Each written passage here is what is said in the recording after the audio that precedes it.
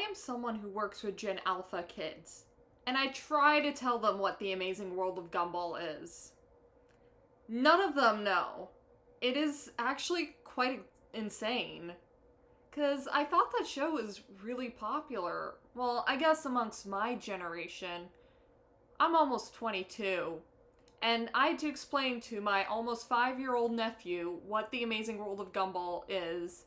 And you know what his response was? What the Sigma? Classic Gen Alpha response.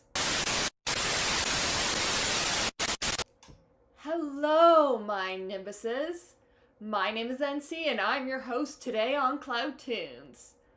So today's topic is gonna be about the Amazing World of Gumball and its impact in animation and culture in general.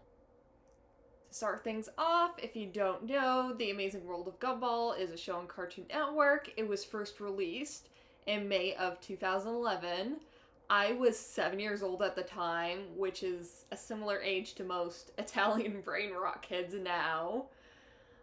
And I actually did watch the show back in the day when it first came out during its first season. And one of my biggest hot takes about the show is that I actually prefer the style of the first season and the earlier seasons rather than the later seasons, because I think the animation is more flowy and expressive compared to the later seasons.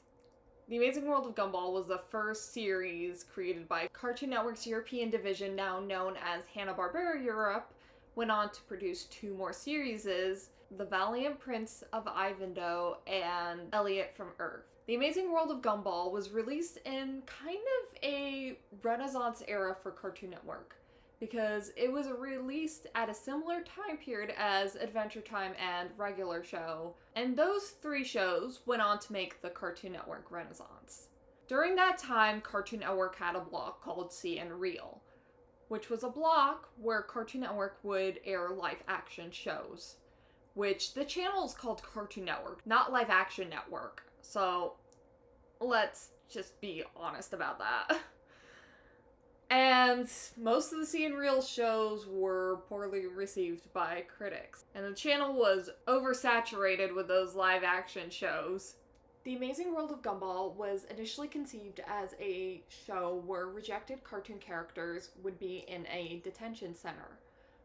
However, Cartoon Network found that plot to be a little too depressing, and I would totally agree with them. I think I would be very depressed watching something like that. But they did like the style, because the thing about the Amazing World of Gumball is that so many different art styles are used for that show, which actually almost makes it impossible for AI to replicate. And I wonder if the show is actually immune to AI, because you see all those like Studio Ghibli AI stuff or Pixar AI stuff, and they're typically using a pretty consistent style. So I wonder if anybody ever tried to replicate the Amazing World of Gumball style with AI. Oh, brother, this guy stinks! But the style of the show and the mixture between live-action backgrounds, 3D animation, claymation, and 2D animation is what intrigued Cartoon Network to greenlit the show. And that's how we got the Amazing World of Gumball we know of today. However, despite the show being very popular, it did come with a fair share of controversies. And some of them are actually quite political.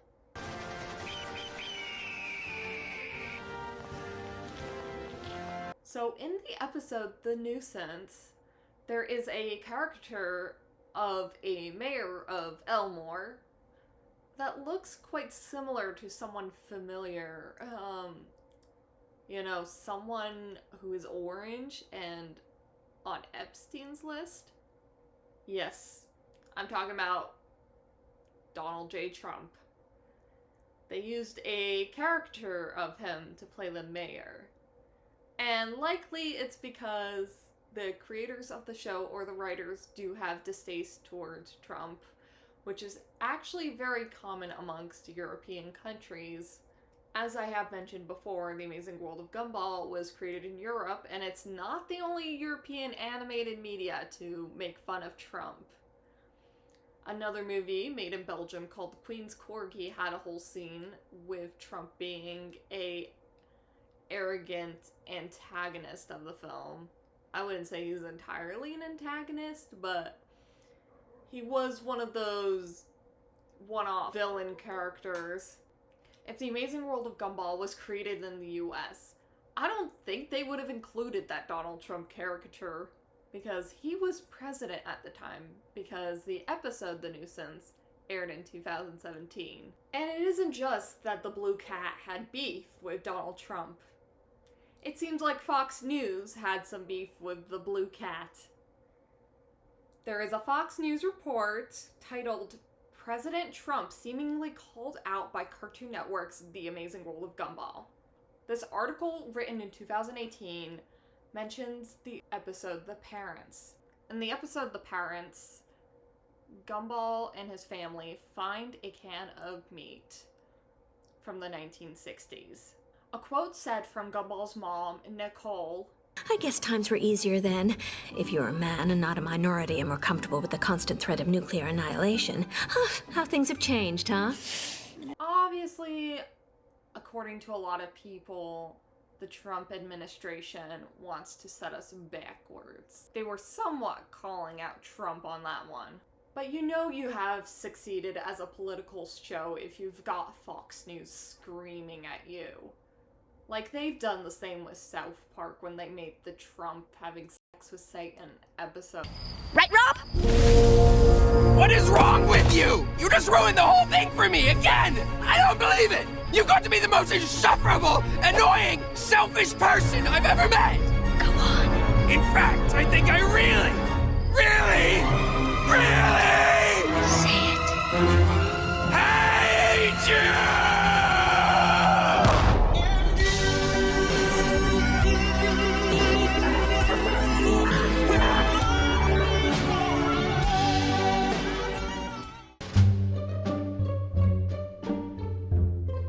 Yes, the Minecraft YouTuber Dream had beef with the Blue Cat.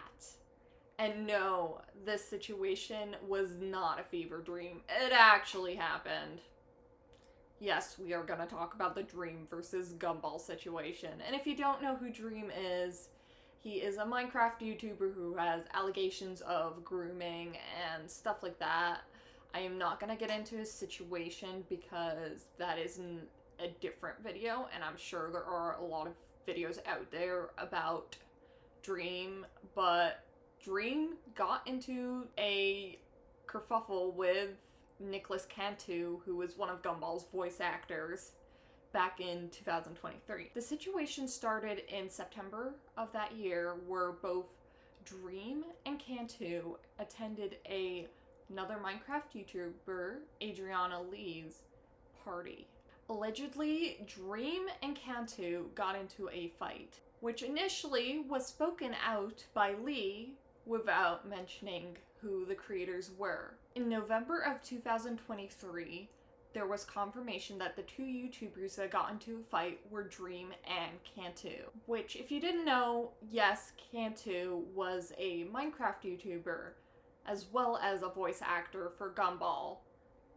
He was known in the Minecraft scene back in 2021. In November of 2023, a video of a drunk Cantu leaked on the internet where he was insulting Dream, calling him fat and a predator in front of a bunch of strangers and an Uber driver. I am like this because ADHD, autism, neurodivergent. I have ADHD as well. Right, but because you said that's what the mask is, I think you're alright, so that's why. Cantu also said a couple of slurs, which most people were pretty fine with, but when Dream attempted to defend himself in this situation, most of his defenses related to Cantu saying slurs. And also following the incident, Cantu was blocked on Twitter. The situation has created a lot of memes, specifically using the character Gumball against Dream, One of my favorite tweets was tweeting a photo of Gumball to scare Dream SMP, which I thought was so funny. Like, imagine going to sleep and you are jump scared by a blue cat. But I truly think Gumball would canonically take down Dream. I'm hoping eventually in the wonderfully weird world of Gumball they actually have an episode where they acknowledge that situation, because Gumball is known for acknowledging their fan base. So, Gumball had a Chinese ripoff called Miracle Star, and Miracle Star was actually used to advertise milk. And it definitely was a blatant ripoff of Gumball, because if you look at some scenes in Miracle Star, they are super similar to The Amazing World of Gumball, including a scene from the DVD where Nicole punches a wall. They did the same with the mom from Miracle Star. And while, yes, Cartoon Network could have blatantly sued the studio that made Miracle Star, it would have been difficult because the studio is from China and The Amazing World of Gumball was made in the UK. Instead of suing the studio, they were able to make a crossover episode with their Chinese ripoff, making fun of them.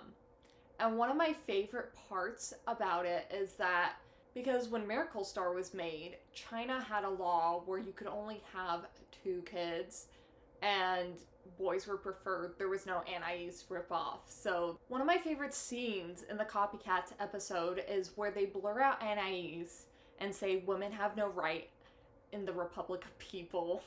And it just shows, like, they acknowledge the sexism that goes on in China, especially when having children. Which I think actually it's really funny that they poked fun of their Chinese ripoff rather than just suing the studio or getting angry, because I don't think any other show has poked fun of their bootlegs or ripoffs. That is one way I think The Amazing World of Gumball sets itself apart from other TV shows, is that they're self-aware of their fan base and a lot that their fans create.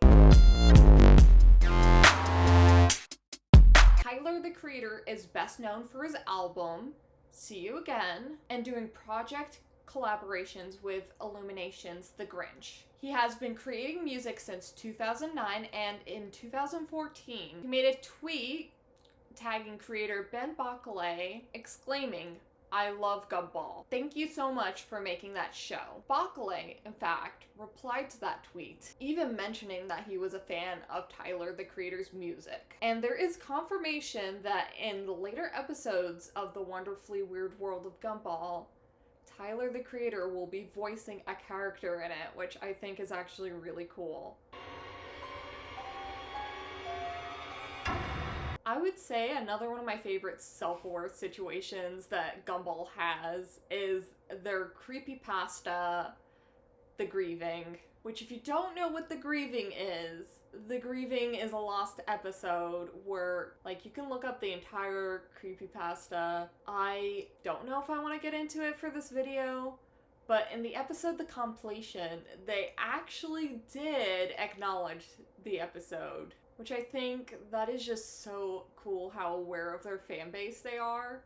And I think if it weren't for the show's fan base, I don't think the show would have been as memorable. In The Grieving, Darwin and Anais are lost, as announced by Principal Brown. And when Nicole and Richard heard that news, they were sobbing. In the fanfiction, it is mentioned that the episode is incredibly depressing, which strays away from the show's usually goofy and happy tone. Gumball, at the end, is lynched in a classroom. That's when the fanfiction ends. But I decided not to go into detail because I don't know if YouTube is gonna take this down, but I would say look up the fanfiction yourself. Another thing that has always strangely been on my mind about The Amazing World of Gumball is why they don't have much merchandise for that show. Like, think about it, their counterparts Adventure Time and regular show have had a lot of merchandise. Like, if you go into Hot Topic, you're always gonna probably find some form of Adventure Time merchandise. but not really Gumball merchandise until recently. I went into Hot Topic a bit ago and found some Gumball shirts, and I decided to pick one up for myself, and I'm wearing one right now for this video, obviously. I was actually really shocked when I saw it, but other than that, the few pieces of merchandise that they have plush toys of Gumball and Darwin. McDonald's had a collaboration with the Amazing World of Gumball back in 2018.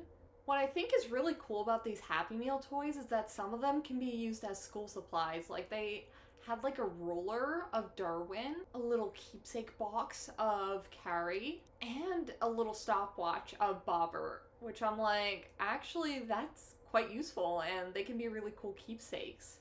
Other than that, Gumball has had a few tie-in comics and stuff, but not much in merchandise. Like, you've never seen a Gumball Funko Pop. Like, fans have come up with concepts of it, but Funko just never ran with the idea of having the Amazing World of Gumball Funko Pops. Another thing, most Amazing World of Gumball merchandise is rarely sold in the US, and a lot of it is sold outside of the US. There's even an Amazing World of Gumball ride in Dubai, where you can go into the actual Elmore school and live the setting. If you've been to that ride, please let me know. Since the Amazing World of Gumball is a live-action cartoon hybrid, there are real locations where the show was filmed, including Gumball's house. The house was censored on Google Maps because people were commonly going to visit it. But it is a real-life house, but people live there, and it is in San Vallejo, California. Same goes with Elmore Junior High. Elmore Junior High is actually a high school called Abraham Lincoln High School. And Abraham Lincoln High School is located in San Francisco. There are a ton of videos of people talking about going to Abraham Lincoln High School and their experiences going there and being in the same school as the Amazing World of Gumball. While I did mention some of those locations, please keep in mind that people actually live in the Gumball house, and people actually go to Abraham Lincoln High School, and those people deserve privacy anyways. So thank you so much if you made it through this video. I really appreciate it. Like this video if you enjoyed it, and subscribe, and if you made it all the way to this video, comment something your parents did not let you watch for a very strange reason and explain it to me, because your comment might be featured in a future video. See you soon!